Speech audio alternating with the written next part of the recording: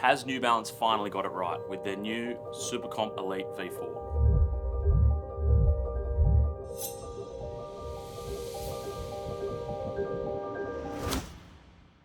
All right, Stu, we're here to talk about the Supercomp Elite V4. I'm going to give you that one. I'm going to have a look at this one. And by got it right, what I mean is the V3, whilst it was really, really popular, it wasn't exactly the most top tier all-out race day shoe. Yep. And the early doors on this one is that this is New Balance's answer to all the competitors. Is that right? Yeah, I think they've finally answered a few questions that the previous shoe maybe left unanswered. With basically the foam, that's probably the most obvious thing when you look at it is like, well, for one, it looks pretty cool, I reckon. That's kind of like a starting point. But two, they've actually finally got a full PEBA midsole in it. Yeah. So whilst it still says fuel cell on it, correct. It's a different compound. Yeah, exactly. So the previous versions had a fuel cell foam, which has been a really good foam, and it's great. They're still using it, but in the top tier racing shoes, it's all PEBA nowadays. So you kind of need to be doing PEBA, otherwise you're going to get left behind.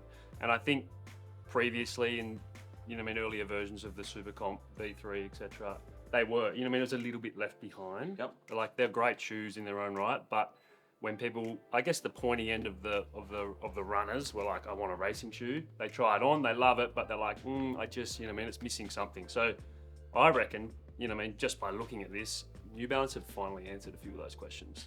It's funny, like the V3, the fact that it was a bit softer, it kind of by default became the everyman's race shoe. Yeah, correct. But it seems like that still inherently left a gap in their range, which was the all. Yeah, I think like looking at this, and you haven't even seen it before, but it looks to me like it could be everyman's race shoe.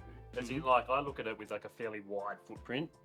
Which comes in a wide fit, but I reckon, for those runners who are competitive, but still in it for fun rather than to try and win, it's got this like slightly wider footprint to other racing shoes. Looking at Vaporflies and Rocket X and things like that, where they don't leave much margin for error. Whereas I kind of look at that, like there's a good amount of outsole there.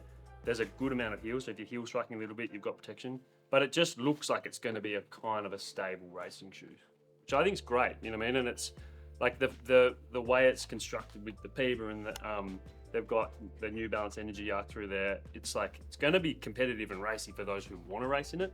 But if we're thinking like the next tier down, like probably you and I, we can put it on and like I reckon it's going to be a super enjoyable and fun shoe to run in. So tell me, looking at it, what do you reckon the stack height is? Have a guess. I'm going to say just legal. Well, yeah, it's 40 mil in the heel, 36 in the forefoot. So it's actually got a 4 mil drop now. So it's a little bit more. What was the old one? Aggressive. 5.6 mil drop? Yeah. Good question. Don't know. Maybe we'll put it in the. Do you know what the old one was? Mix? I'm going to say 6, but let's confirm and we'll just put it in in the notes.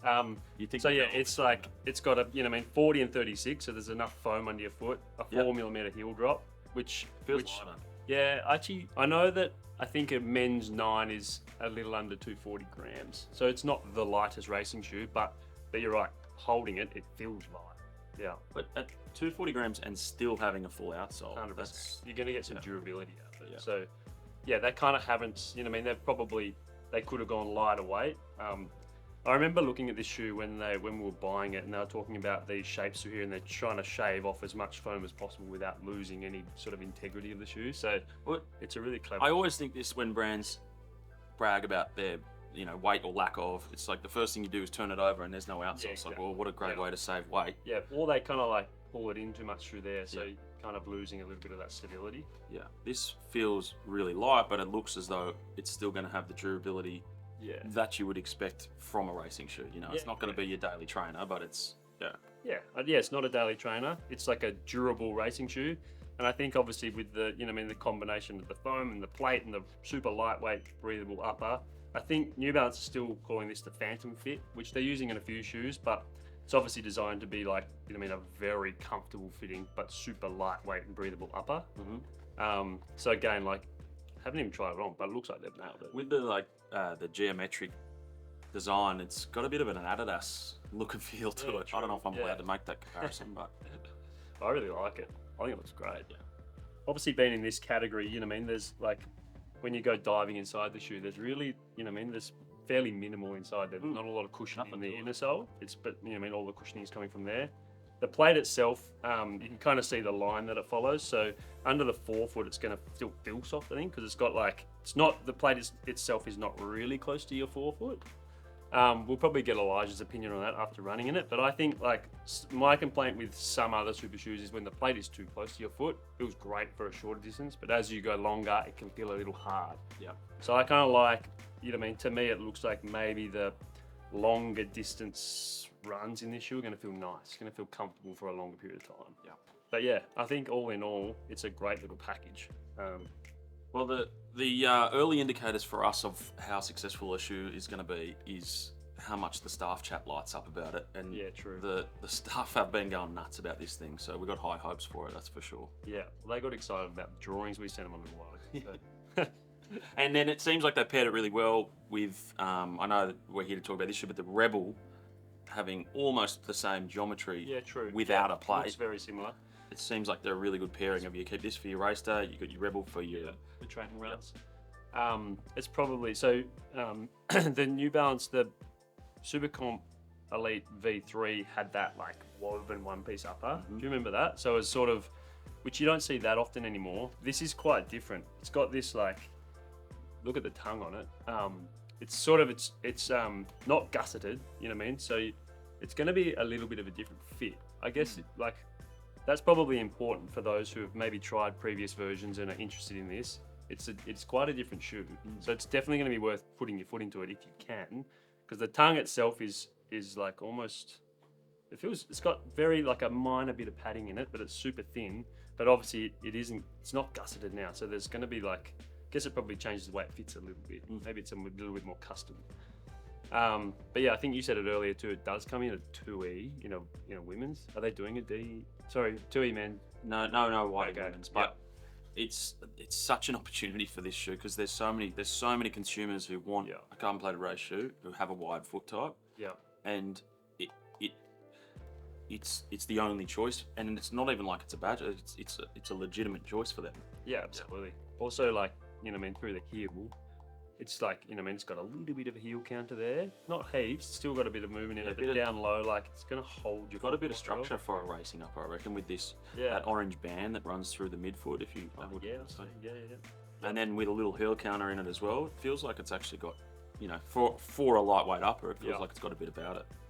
All right, so we've had a quick chat about the New Balance Supercomp Elite V4. Elijah, he's going to take it out for a spin right now. We're both really keen to see what he has to say about it, so let's go have a look.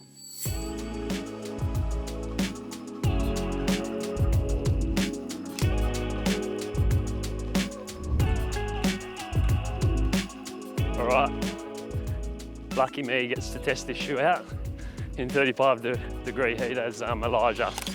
He didn't want to leave the warehouse stock take, so here we are with the New Balance Supercomp Elite V4.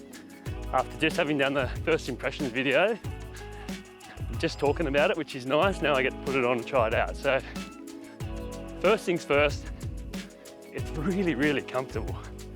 It feels like, even though we're not running too quick at the moment, it's actually like such a nice bouncy foot strike. Your foot kind of hits the ground, feels really stable and just has this real, the rocker is not sort of too aggressive, but just this nice poppiness to it. So that's obviously the P-bar midsole update through this shoe. It's kind of like, it's just such a responsive foam. So that's a really nice feeling, nice update.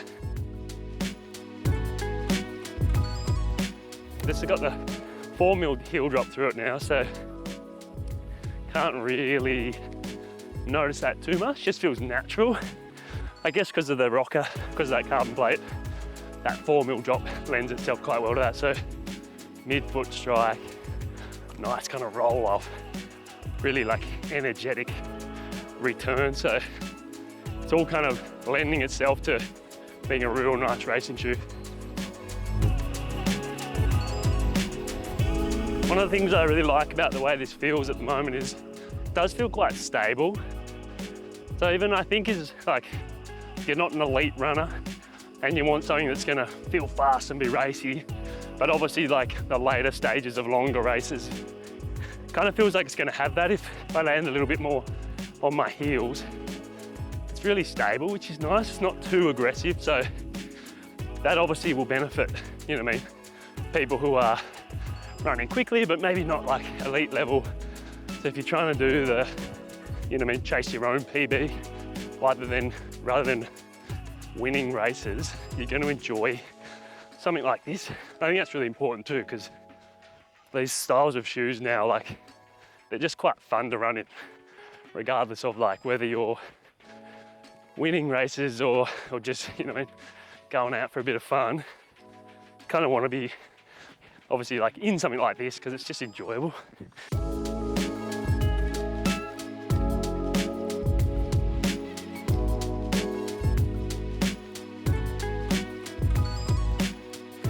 In terms of who this shoe is for, obviously being New Balance's like premier racing shoe, there's going to be a lot of elite runners who want to try it out. Those who like New Balance, like previous versions, think they're going to really like it. But the nice thing I reckon about this is that it's going to play into a slightly broader category, just given that it's a little bit more stable.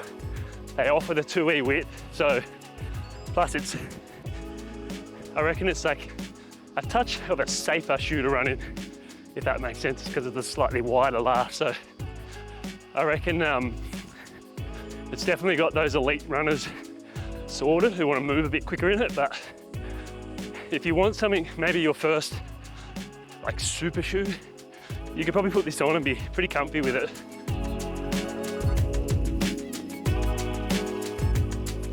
Looking for a bit of a marathon shoe at the moment. And I need something which is going to be comfortable for a long bit of time, because I'm not that quick for the whole thing. But so I want something that feels good to start with, and then will kind of carry me through the finish line. But oh, Jesus God, 325s. I'm trying to chase him down now. Still feels good though. I really like it. This is not my marathon pace. This is like me chasing Kipchoge right now.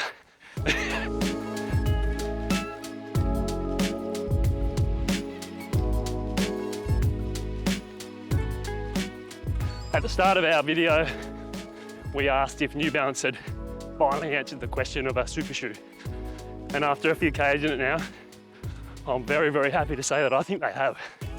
Just such a nice all-round package in terms of like usability, that kind of race feel you want, but still gonna lend itself to a kind of a wide range of the running market. They've answered it and some. Well done, New Balance, love it.